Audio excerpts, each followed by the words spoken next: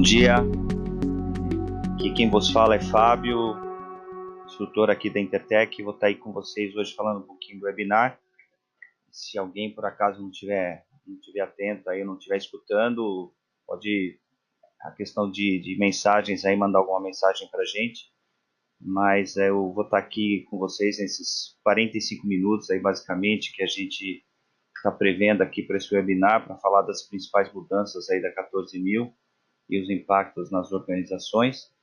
E depois a gente abre aí uns 15 minutos aí para perguntas e respostas, tá? A gente normalmente utiliza bastante aí o chat, então as questões aí que vocês tiverem, ou se estiver tendo alguma dificuldade, estou aqui com o Robson e com a Cláudia aqui dando suporte também. Então a gente vai tentando se comunicar e vai tentando responder as perguntas aí ao longo da apresentação. Então, tem um espaço aberto para perguntas e respostas no final, mas se ao longo da apresentação aí tiver alguma dúvida, algum questionamento, fiquem à vontade aí para fazer esses questionamentos e a gente vai tentando responder todas as questões aí, tá bom? Bom, como eu disse aí, meu nome é Fábio, sou instrutor aqui da Intertech, um webinar aí sobre 14.000 impactos nas organizações. Um primeiro slide aqui para falar um pouquinho, talvez algumas pessoas não conheçam aí o tamanho da Intertech, ou não conheçam a Intertech, os trabalhos, mas só rapidamente aí para falar um pouquinho da Intertech. A Intertech aí é uma fornecedora mundial aí para a parte de qualidade total aí para indústrias, né? Ela tem hoje aí uma rede aí de mais de 1.000 laboratórios e mais de 42.000 aí, colaboradores em mais de 100 países. Então é interessante também, a gente talvez não tivesse noção aí do tamanho da Intertech, mas aí são mais de 1.000 laboratórios e escritórios em mais de 100 países aí, e com mais de 42.000 pessoas. Eu confesso aí que há tempos atrás também não tinha noção aí do tamanho da Intertech, e muito voltado aí para todas essas questões aí de soluções inovadoras e personalizadas para garantia, teste, inspeção e certificação. É claro que o público aí é muito voltado para a parte de certificação, então até se tiver alguém que é certificado aí pela Intertech, é interessante, a gente vai estar alinhando alguns conceitos, mas existem sempre alguns outros trabalhos aí que a gente está falando, focados aí na garantia, teste e inspeção também, que depois no site aí vocês podem pegar mais informações aí sobre todos os trabalhos.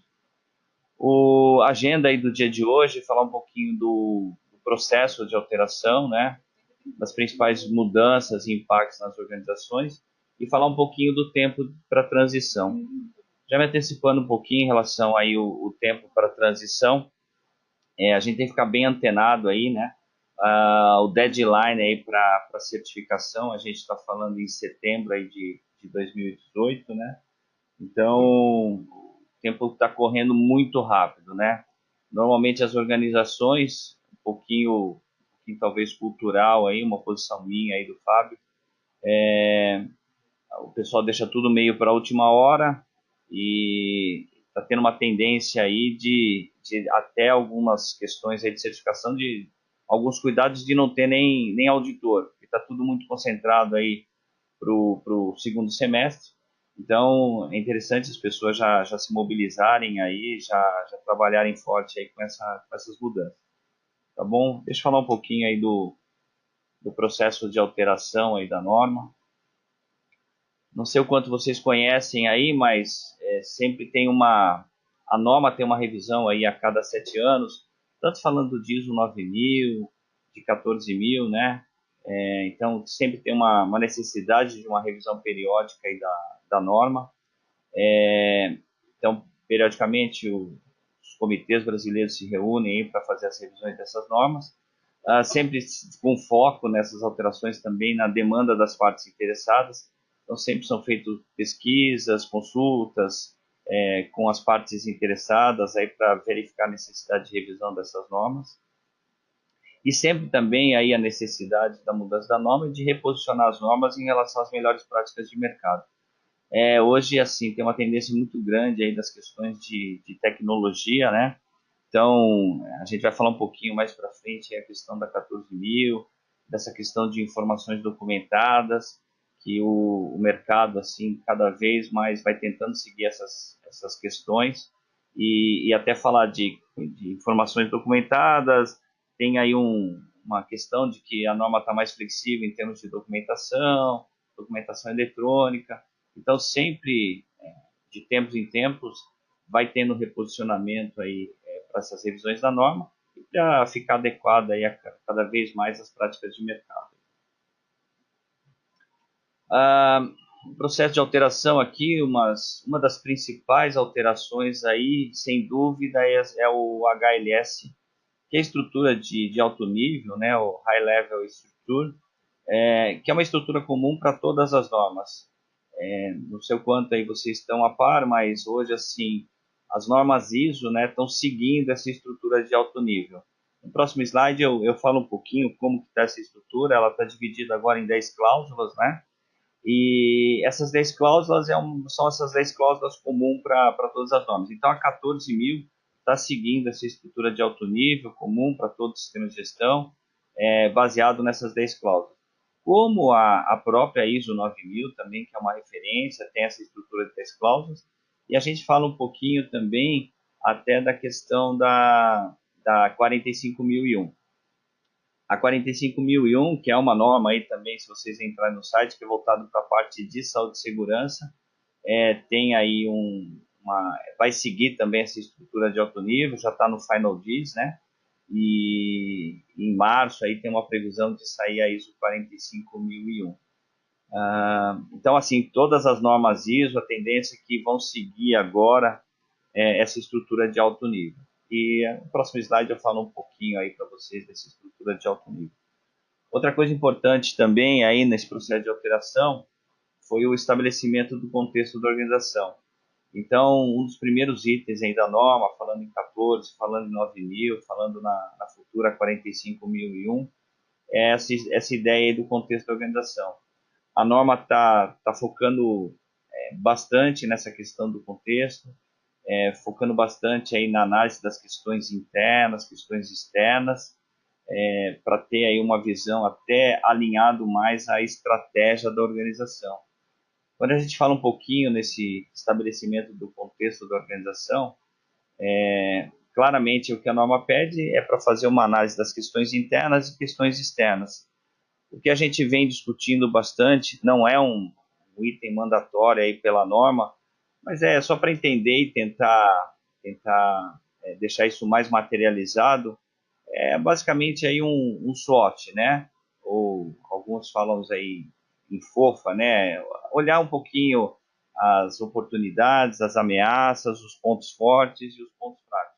É claro que quando a gente fala da ISO 14.000, o foco é olhar para essas questões aí de pontos fortes, pontos fracos, voltados para o sistema de gestão ambiental.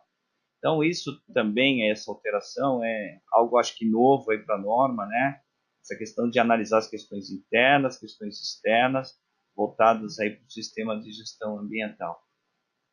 Outra coisa importante aí, uma alteração aí significativa aí na norma também, foi o pensamento baseado no risco.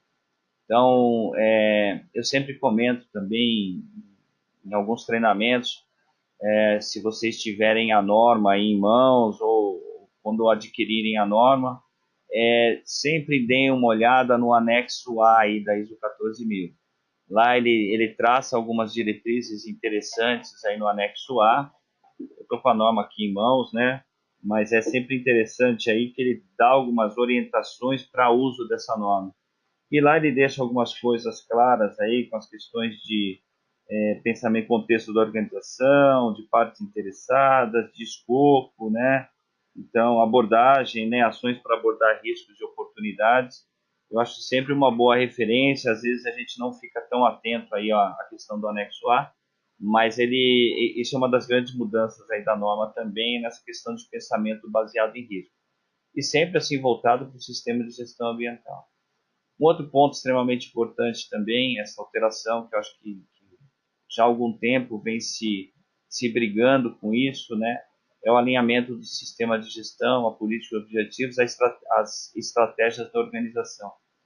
Ou seja, né, a norma é uma norma de gestão, então ela tem que ficar cada vez mais aí alinhada às estratégias da organização. A gente sempre vê em algumas organizações, em algumas outras visões, um desalinhamento, né?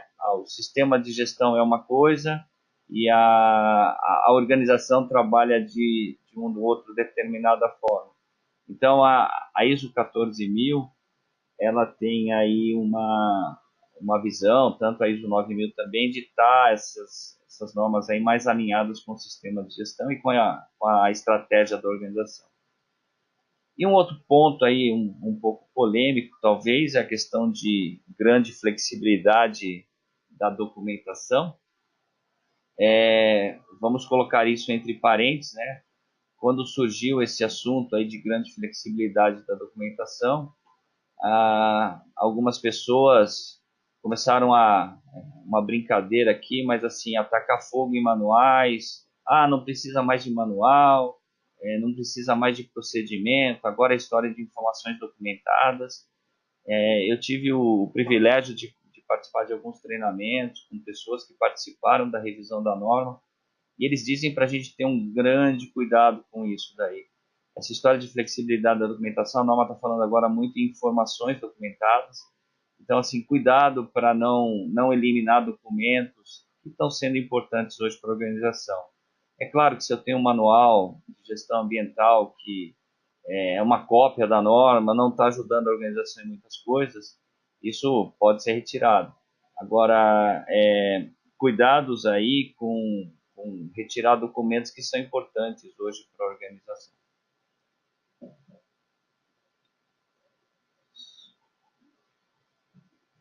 Tá, só um minutinho aqui. É isso aqui que a gente está falando um pouquinho dos 10 elementos. Essas aqui são as 10 cláusulas, né? Então a norma ela tá voltada nesse anexo SL, né? Que anteriormente era o guia ISO 83. E todas as normas ISO estão baseadas nesses 10 elementos, nessas 10 cláusulas aí. E se a gente olha, ela está muito voltada, alinhada aí com o ciclo PDCA. É claro que aí a gente pega a cláusula 1, 2 e 3, a gente fala mais de escopo, referências normativas, termos e definições, mas aí quando a gente fala aí exatamente na cláusula 4, 5, 6, voltado aí mais à parte do planejamento, o apoio à operação, mais a parte de execução, depois a gente olha aí para a avaliação de desempenho, que é a parte de controle do PDCA, e a parte da melhoria aí, que é o Action, que é a parte de consolidação. Então a gente vê aí que é uma norma muito alinhada aí com os conceitos do PDCA. Aproximadamente aí 30% da norma vai ter um texto em comum. Então se você pegar hoje a ISO 9000 segue essas, como eu já disse, segue essas 10 cláusulas.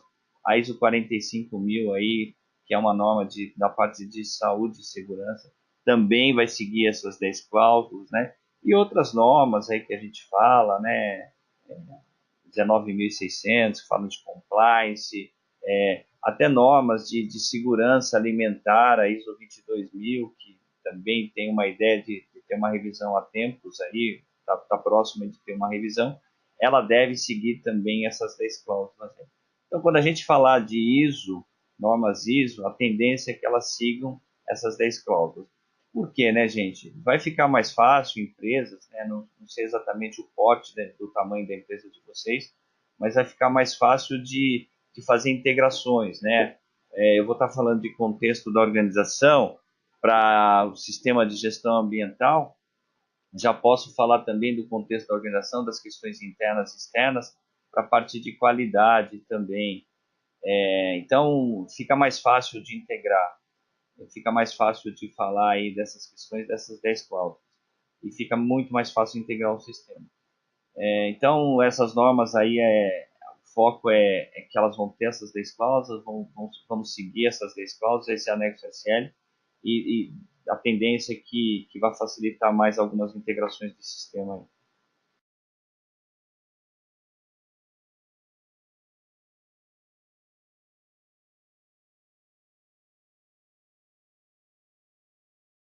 A Mariane aí tá levantando a mão, né? Queria pedir, Mariane, para você anotar a dúvida aí, e aí no final, só para a gente ter uma sequência lógica aqui, e aí no final a gente sana aí sua dúvida, tá bom, Mariane? Então, continuando aí um pouquinho, falar um pouquinho aí das principais mudanças e dos impactos nas organizações. Quando a gente está falando desses três primeiros pontos aí, são cláusulas introdutórias à norma, são auditáveis, né? Então, fala aí do escopo, das referências normativas e de termos e definições. Aqui, a parte de contexto, aquilo que a gente comentou um pouquinho, toda essa parte do contexto da organização, para analisar as questões internas e externas. De novo, né, eu falo um pouquinho do SWOT, não é mandatório, deixar isso muito claro, a norma não fala em SWOT, mas é uma boa prática aí que a gente vê no mercado que as pessoas estão usando, né? Como é que eu analiso as questões internas e externas? Eu analiso aí as questões internas e externas, pode ser uma boa ferramenta de fazer um SWOT, olhar os pontos fortes, os pontos fracos, as oportunidades e as ameaças. Gente, só toma cuidado assim, com foco no sistema de gestão ambiental. Dentro ainda aí da parte de contexto, a gente fala aí de necessidades e expectativas das partes interessadas. Esse é um outro ponto interessante aí também, identificar claramente as necessidades e expectativas das partes interessadas. Ah, a norma não deixa claro quais são essas partes interessadas, vocês vão ter que olhar para a sua organização e identificar. É claro, né, que já tem aí, em termos de mercado, já se fala, falando em partes interessadas, a gente tem que olhar para cliente, olhar para fornecedores, olhar para os colaboradores. Quando a gente fala em sistema de gestão ambiental, provavelmente para alguns órgãos regulamentadores, né, vamos estar falando um pouquinho, talvez, aí de CETESB, que é responsável aí para a emissão da licença de operação, às vezes aí um corpo de bombeiros, mas cada organização analisar direitinho aí as partes, identificar essas partes interessadas e depois aí entender essas necessidades e expectativas das partes interessadas. Depois disso aí, é bem interessante isso da norma, você fala do item 4.1, que é entendendo o contexto, depois do item 4.2, que é entendendo as necessidades e expectativas das partes interessadas, com base no contexto, com base nas partes interessadas, você já tem o que a empresa tem, quais são as partes interessadas, você define o escopo do seu sistema de gestão ambiental. Isso é uma outra coisa interessante também, o anexo A traz essas questões, às vezes existem questões polêmicas. Fábio, eu posso certificar só uma parte do meu sistema de gestão ambiental? Tem alguns cuidados, mas o anexo A deixa isso aí claramente. Então, de novo, aí a minha recomendação é que vocês consultarem aí o anexo A para dar uma olhada nessa questão do escopo. Então, o escopo leva em consideração as questões internas, os requisitos legais, as atividades e produtos. Com base no contexto nas partes interessadas, eu defino o meu escopo. E com base no meu escopo, né, com esses três pontos levantados, aí eu analiso o meu sistema de gestão ambiental e defino meu sistema de gestão ambiental. Então, esse é o primeiro ponto aí do contexto da organização. Esse é um outro ponto aí extremamente importante aí também, a questão da liderança, que é responsável aí por toda a definição da política ambiental, os papéis e responsabilidades de autoridades. A 14.000 já falava um pouco essas questões, a ISO 9.000 também, a questões um pouquinho de ter o representante da direção. Isso sumiu, isso não tem mais essa questão do representante da direção, né? A ideia é que a liderança participe mais do sistema de gestão ambiental. Eu sempre comento nos treinamentos, né? Sempre uma decisão para a definição do sistema de gestão ambiental tem que ser algo top-down, né? Tem que ser algo que parta da liderança e tem que ser de cima para baixo. Eu sempre brinco, falo que tem que ser um efeito chuveiro e não um efeito bidê, que vem de baixo para cima, que são as pessoas operacionais cobrando aí um sistema de gestão ambiental. Então tem que ser um sistema aí de cima para baixo aí, no qual a liderança tem que ter o comprometimento. E a norma deixa isso muito claro isso. essa questão de participação da liderança, da definição. Existe uma cobrança, os auditores estão sendo orientados de ter uma cobrança maior, nas reuniões de análise crítica, nas auditorias, cobrar isso, uma participação maior da liderança e ver esse comprometimento efetivo aí da liderança. Isso já tinha nas normas antigas, mas aí cada vez mais aí está tendo esse foco aí de a liderança participar e de a liderança ser o efeito é aquilo que a gente está comentando, tem que ser de cima para baixo mesmo. Então a liderança aí tem uma parte importante para o sistema de gestão ambiental. Aí na fase de planejamento, né, tem voltado aí para a parte do PDCA, a definição dos objetivos ambientais e o plano para alcançar esses objetivos ambientais.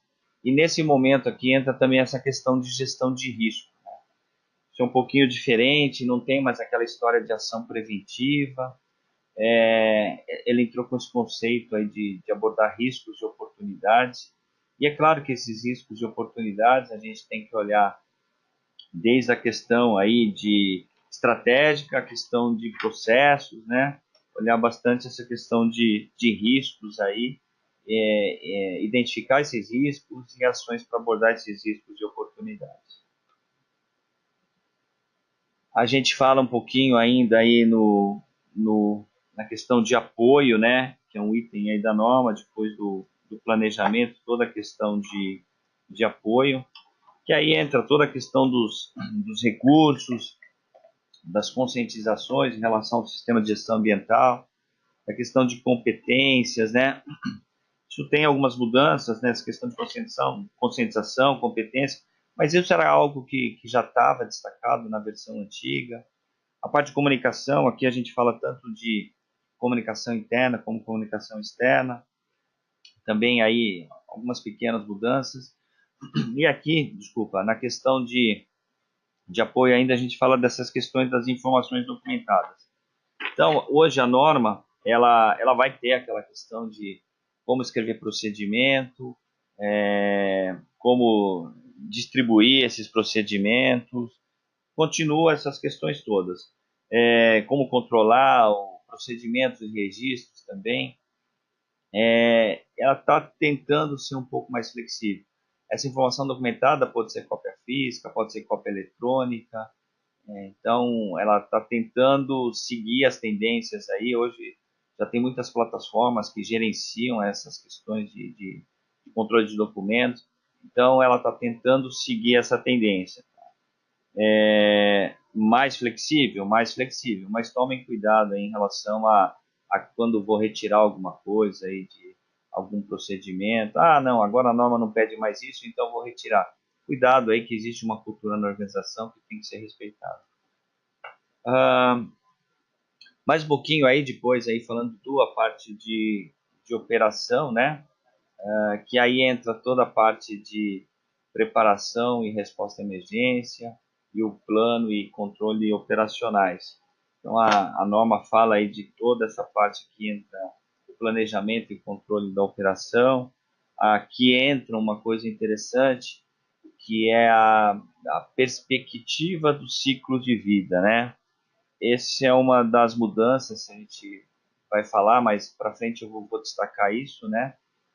Que a norma aí na parte de planejamento e controle operacional, ela entra com essa história que agora a gente tem que bater mais forte ou alinhar um pouco a questão da perspectiva do ciclo de vida.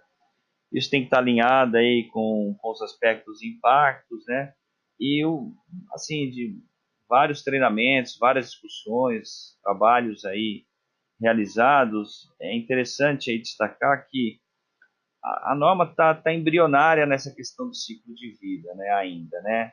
O que ela está citando aqui a gente ter uma perspectiva, que eu comece a levar em consideração essa questão da perspectiva do ciclo de vida. Eu preciso analisar um pouquinho e o que é a perspectiva do ciclo de vida. É desde do nascimento do produto até a morte do produto, né? Então, lá no desenvolvimento, eu preciso me preocupar um pouquinho já. Quando eu estou desenvolvendo algum produto, como é que esse produto vai ser descartado depois? Eu já tenho que começar a pensar isso lá no desenvolvimento do produto. É claro também, né, pessoal, assim, quando a gente fala de ciclo de vida, existem algumas organizações ou existem algumas legislações que já são um pouco mandatórias a questão do ciclo de vida. A questão de baterias, estava até um tempo atrás em uma empresa fabricante de pneus, né? E existia uma legislação, o pessoal ainda, essa legislação é um pouco dúbia ainda, né? Mas a cada 2 pneus que eu fabrico, eu tenho que retirar 4 pneus do mercado. Agora parece que a cada 4 pneus eu tenho que retirar esses 4 pneus do mercado também. Então, para algumas organizações, se tem legislação envolvida em relação ao ciclo de vida, isso vai ser cobrado, é algo mais mandatório. Agora, para outras organizações que esse ciclo de vida não tem legislação envolvida, eu preciso começar a pensar e ter sistemáticas aí específicas, para começar já a pensar desde o desenvolvimento, quando eu vou adquirir alguma matéria-prima, quais os cuidados que eu tenho que ter, quando eu vou descartar esse produto, quais os cuidados que eu tenho que ter. Então, assim, o ponto é voltado para essa questão aí, dessa perspectiva do ciclo de vida. Na minha opinião, assim, isso é uma coisa ainda um pouco embrionária. Nas próximas revisões, acredito que isso venha mais forte e a legislação também vem mudando. Então, ficar antenado nessa questão aí da perspectiva do ciclo de vida.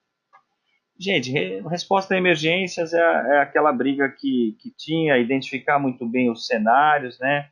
O que eu tenho que fazer e fazer aí as simulações, as emergências, né? Destacar essas questões aí bastante de simulações de emergência.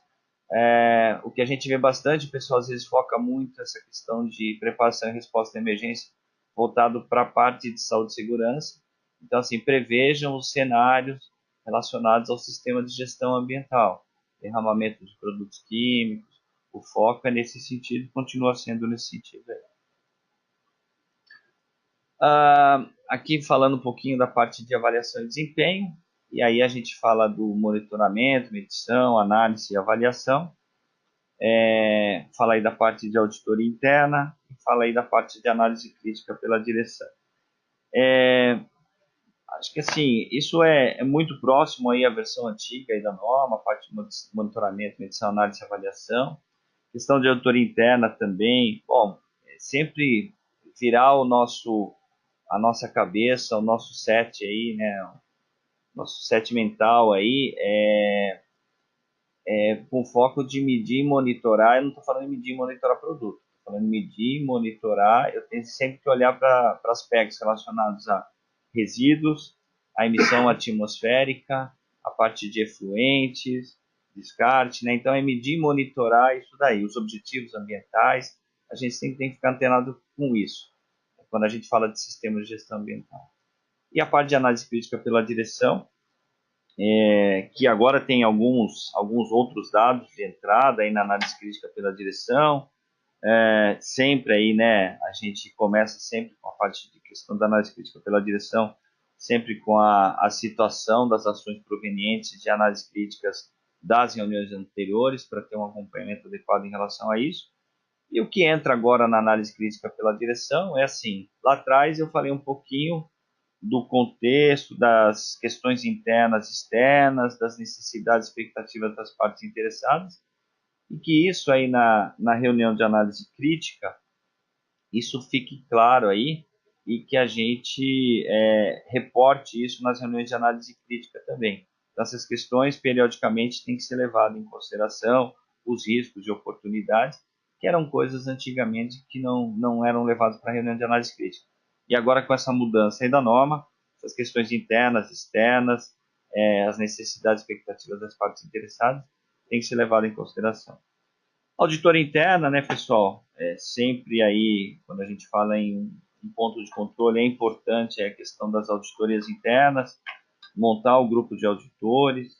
A Intertech tem aqui também treinamentos disponíveis aí. Depois, no final, aí a gente deixa aí alguns contatos. Se vocês tiverem interesse aí, podem consultar a Cláudia, que cuida, que está aqui do meu lado, que cuida dessa parte de treinamento. mas é importante aí ter um grupo de auditores internos aí para estar vendo o andamento do sistema e estar checando aí efetivamente. E essa auditoria interna também é um input aí para a reunião de análise crítica. Fechando aqui, a gente fala em termos de melhoria, e aí fala de não conformidade à ação corretiva. A história de ação preventiva não tem mais, né? Isso lá tanto para ISO 9000, essa questão de ação preventiva aí sumiu. Por quê? Por que sumiu? Porque a norma está falando que, como eu estou falando das questões de riscos, então eu estou entendendo já que essas questões de risco envolvem aí a questão de ação preventiva. Eu vou abordar os riscos, e aí quando eu estou abordando o risco, eu tô já, teoricamente, é o que ficou discutido, é que eu já estou pensando nessas ações preventivas. Né? Então, hoje, em termos de melhoria, ela fala bastante em não conformidade e ação corretiva. E aí, sempre, né, para um processo aí, a gente fala em termos de melhoria contínua. Sempre trabalhar aí com a questão de melhoria contínua para qualquer sistema de gestão de qualidade ambiental. É uma coisa que sempre é cobrado também. E as melhorias saem muito também, se a gente olhar para em termos de melhoria, sai muito aí em questão lá atrás, quando eu falei de riscos e oportunidades, também as oportunidades aí podem ser um input aí para a questão de melhoria. Só um minutinho.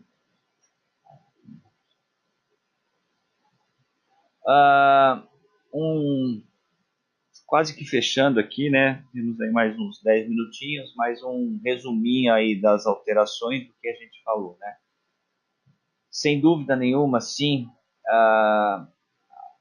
Hoje, assim, uma alteração é mais uma maior importância aí na gestão ambiental, no posicionamento estratégico da empresa.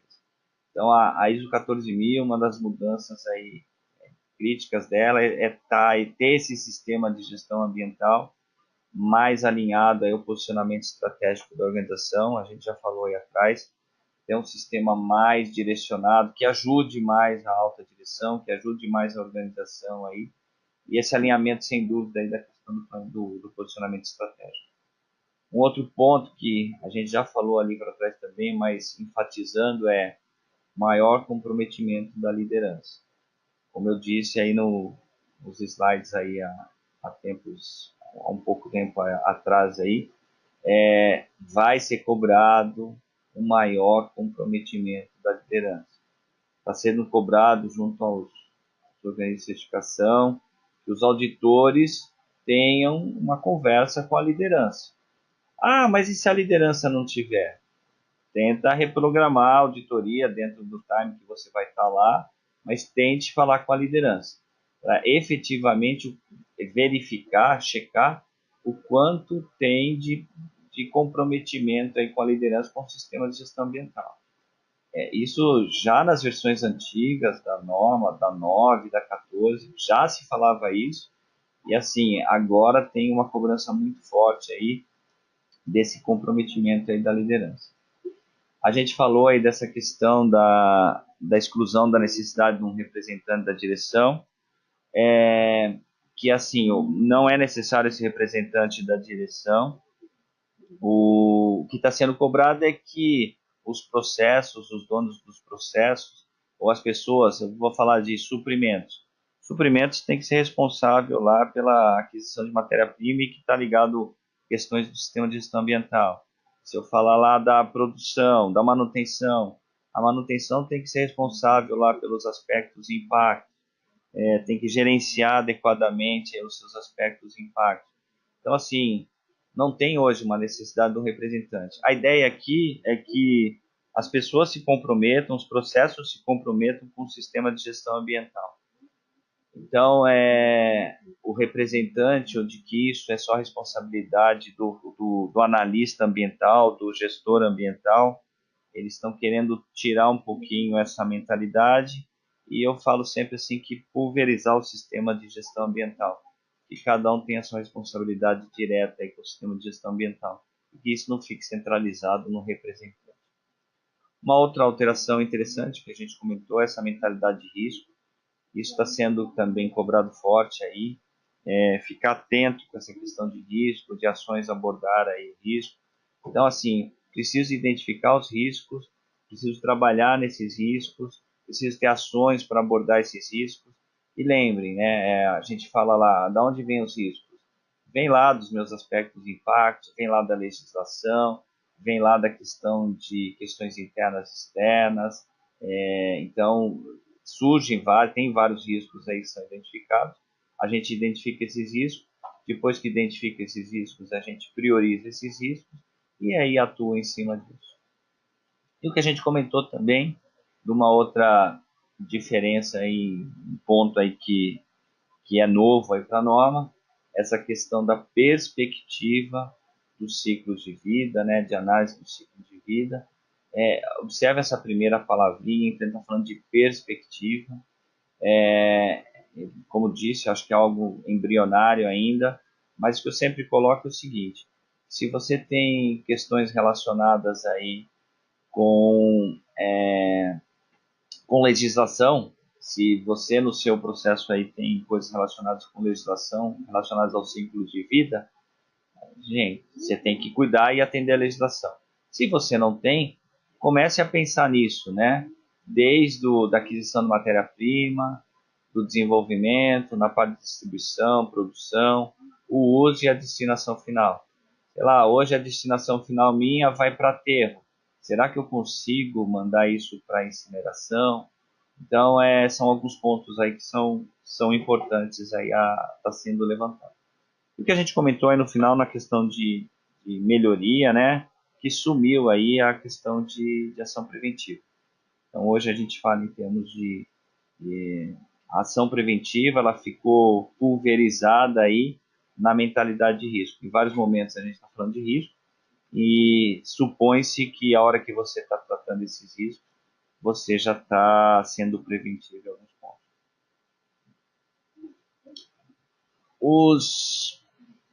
Os benefícios aí da 14.000, sem dúvida, assim, a gente demonstra conformidade com requisitos legais, regulamentares atuais e futuros.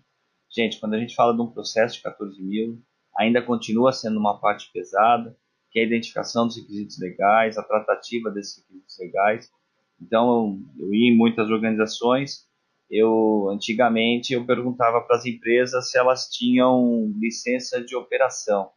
Pessoas há 5, 10 anos atrás, algumas empresas perguntavam para mim o que era licença de operação.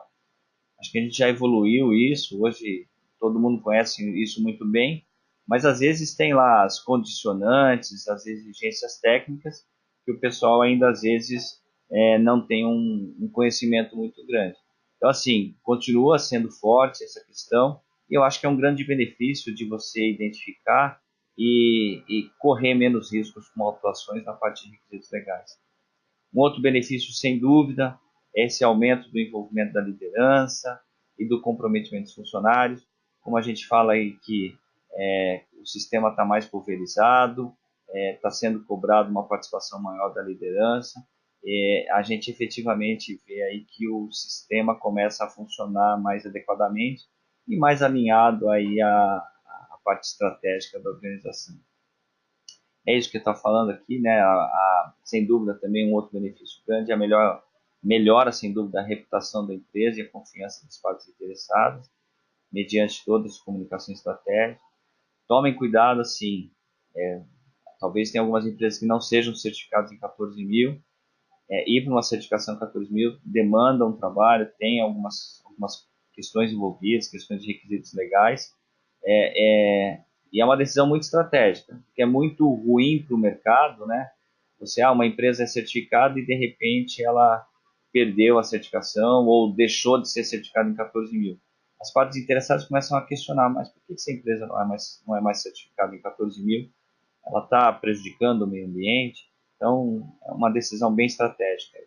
Sem dúvida, também um grande benefício aí de alcançar os objetivos estratégicos, incorporados aí a questões ambientais, falar aí de uma vantagem competitiva financeira, aumentando a eficiência, reduzindo custos. Eu lembro um caso rapidinho, uma empresa que a gente começou um trabalho aí de implantação da 14.000, a gente vem nas discussões em treinamentos, descobriu que ela tinha um vazamento aí de água, e quando ela começou a trabalhar com a 14.000, descobriu-se esse vazamento, e só com essa descoberta aí, ele já teve uma redução do consumo de água, você tem redução do consumo de energia, então tem algumas coisas aí que o sistema de gestão ambiental ajuda efetivamente. E sem dúvida aí uma outra parte importante é o compartilhamento aí também com os fornecedores. A gente, quando fala do sistema de gestão ambiental, a gente vai também aí estar dividindo e vai estar começando a exigir algumas coisas dos fornecedores. Isso aí torna um efeito em cascata aí que é super importante. E aqui para fechar, pessoal, os tempos de transição aí, como eu disse lá no início, né? Hoje, assim, quem não é certificado já tem que ir para a certificação ISO 14001-2015. E quem já é certificado já tem que migrar aí os times até setembro aí de 2018 para a gente fazer essa migração. E os organismos de certificação estão batendo pesado. Você tem, olha, interessante que você faça esse processo aí de migração até julho, no máximo aí, para migrar aí para o sistema, porque se tiver algum problema, você tem um tempo ainda para corrigir e não ficar sem o certificado. Mas todos os certificados aí da versão antiga expiram aí em setembro de 2018. Então, dedo no pulso disso, a gente está correndo contra o tempo, agora acho que correndo contra o tempo mesmo, já estamos em fevereiro aí, vamos falar, hoje é 31 de janeiro, né? Então, aí fevereiro, março, abril, maio, junho, aí 5 meses, 6 meses aí. Quem não começou a transição, é importante aí já estar arregaçando a manga aí, se inteirando, trabalhando forte aí com essa revisão. Acho que é basicamente isso aí que eu tinha para falar. Só um recado final aqui, nosso fundador aqui, né? Talvez algumas pessoas não saibam, mas o Thomas Edison foi um grande fundador aí da Intertech. E ele fala que muitos dos fracassos dessa vida estão concentrados nas pessoas que desistiram por não saberem que estavam muito perto da linha de chegada. Então, tem uma revisão a ser feita aí, tem um trabalho a ser consolidado. Os tempos estão curtos agora, efetivamente, né? A gente fala aí, efetivamente, o pessoal vai deixando para a última hora, vai deixando para a última hora. Eu estava até aqui falando antes aqui de a gente entrar no webinar com o Robson e com a Cláudia, né? Eu tenho a impressão que uso essa frase, parece que o mundo vai acabar em maio, junho, porque as pessoas estão agora com certificação ISO 9000, certificação 14.000, certificação IATF, que também é voltada para o setor automotivo. Então, está dando uma concentração e um gargalo aí nesse processo de certificação. Então, tentem se organizar, tentem se programar adequadamente aí, para não correr risco aí de ficar sem o certificado. Gente, basicamente isso aí, né? Que eu tinha para falar para vocês. Tem os perguntas e respostas aí, se alguém tiver alguma pergunta e resposta aí, alguma pergunta, a resposta sou eu aí, levante a mão aí, alguma pergunta aí, a gente tenta sanar ou tenta discutir com vocês aí algum ponto específico aí, a gente tem uns 15 minutinhos para estar vendo aí as questões das perguntas e tentar sanar aí as respostas.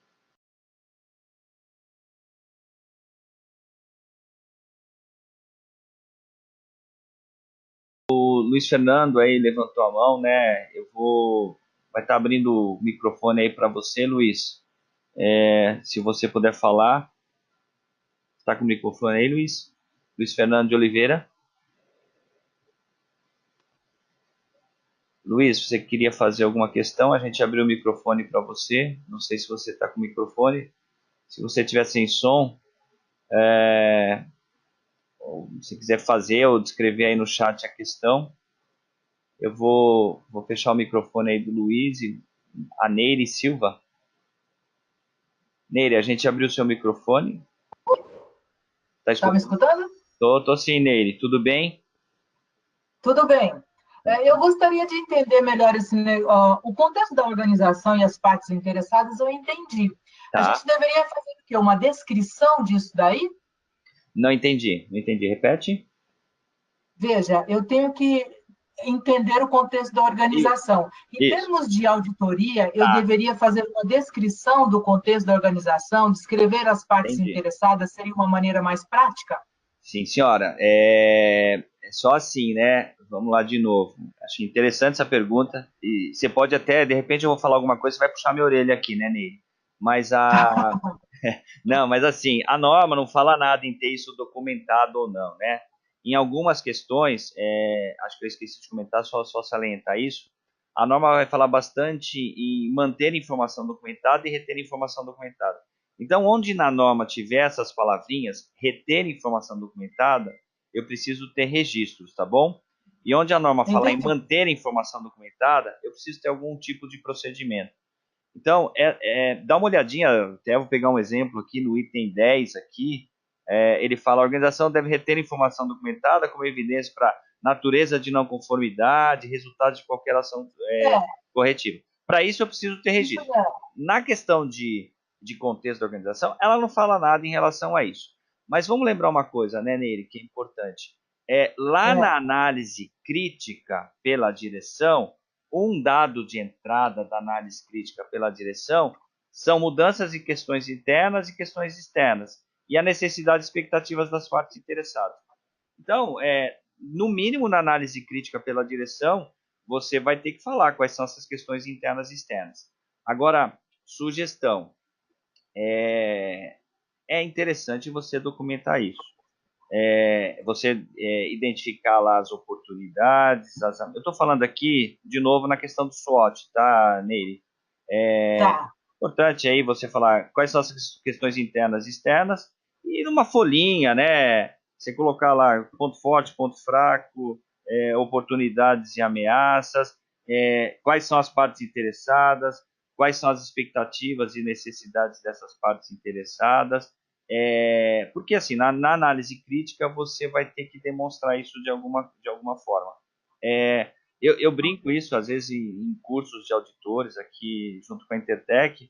O pessoal fala: Ah, mas pô, Fábio, se eu não documentar isso, como é que eu vou mostrar? Pode ser através de uma entrevista. O auditor Como pode. é que ele vai saber, né? Mas ele vai lá com a liderança e fala: Quais são as questões internas e externas? A liderança pode responder para ele lá questões internas e externas, e aí ele vai vendo no todo, na organização, se isso é coerente ou não. Mas, sugestão, Neile, documenta isso, não precisa ser nada rebuscado, mas no mínimo na reunião de análise crítica, a gente vai ter que dar uma olhada nisso, como é que essas questões internas e externas e essas necessidades e expectativas das partes interessadas estão sendo tratadas, tá bom? Ah, ok. Foi claro? Adorei. Muito obrigada. Imagina, Nele. Obrigado você aí pela participação. O Luiz Fernando, a gente vai abrir o microfone aí. Ah, tá, Luiz, a gente pegou aqui, você digitou aqui, né, Luiz?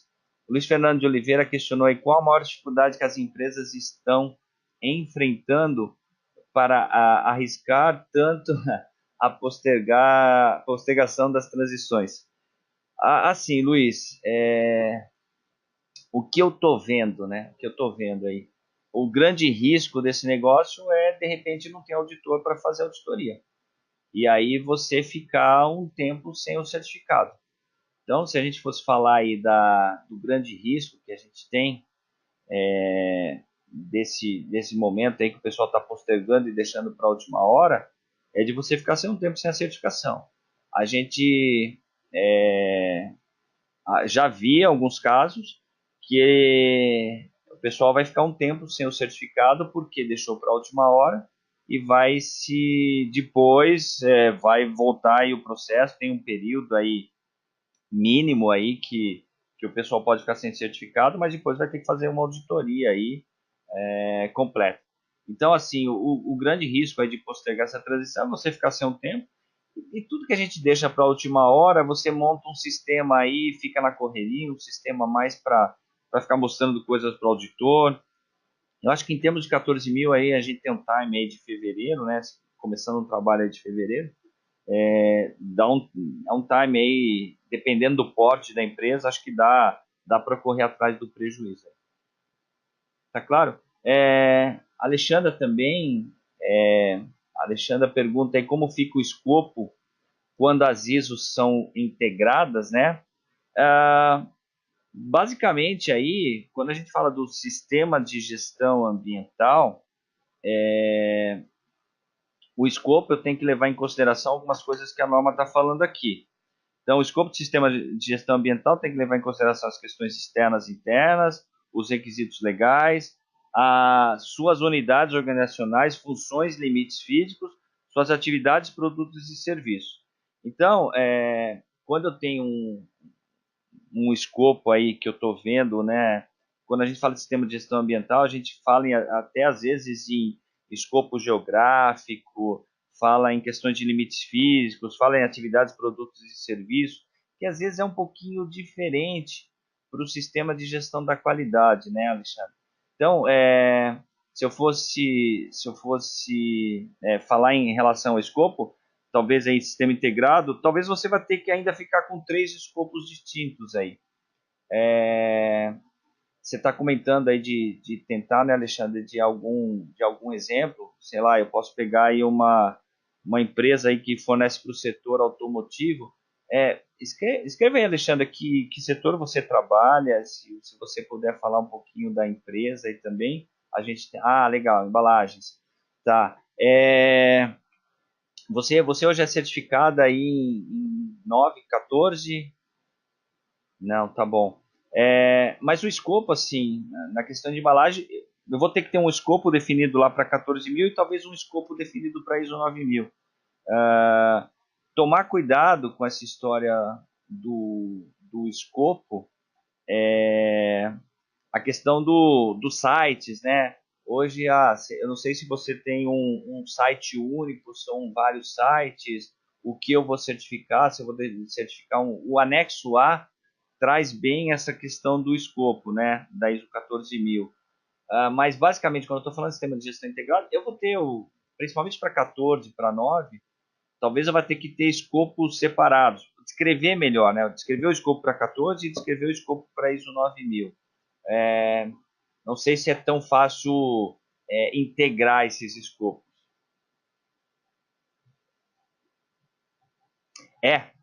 Eu também. Eu não sei se isso foi uma afirmação que você colocou, foi uma afirmação.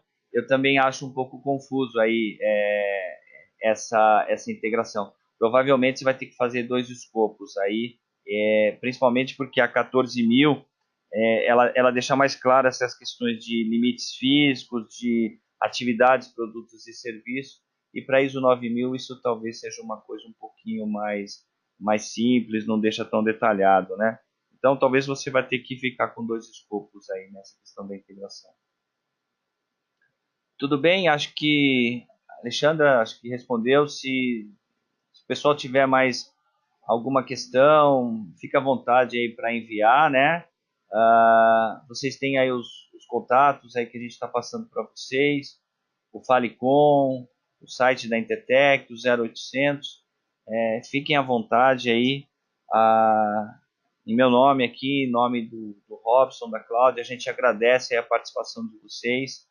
Fiquem à vontade para mandar questionamentos. Na medida do possível, a gente vai respondendo aí. E a gente agradece aí muito a participação de vocês. Tá bom? Obrigado. Bom dia aí para todos.